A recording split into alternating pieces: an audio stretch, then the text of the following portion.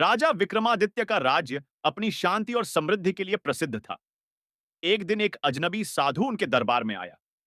उसके हाथ में एक चमचमाता दर्पण था, जो किसी साधारण दर्पण की तरह नहीं दिखता था। साधु ने कहा, महाराज, यह जादुई दर्पण है।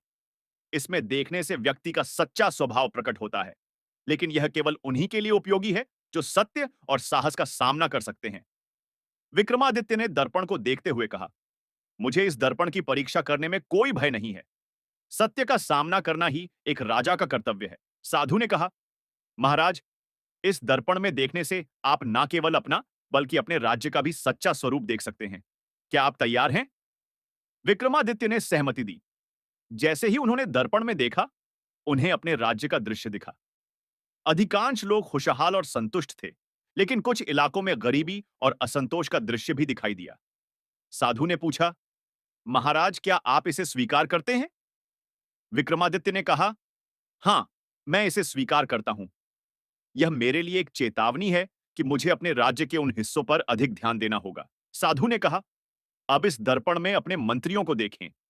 विक्रमादित्य ने दर्पण में झांका तो उन्होंने देखा कि उनके कुछ मंत्री ईमानदार और परिश्रमी हैं, लेकिन कुछ अपनी स्वार्थी योजनाओं में लगे हुए हैं।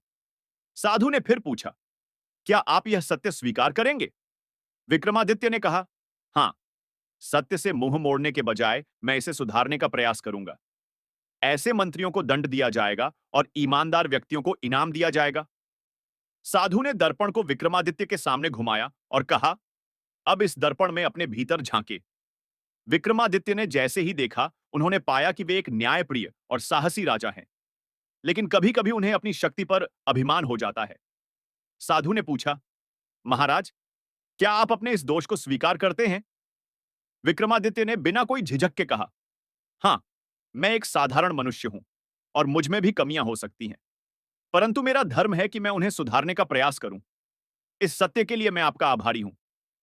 साधु ने कहा, महाराज, आपने इस दर्पण के 3 सत्य स्वीकार किए।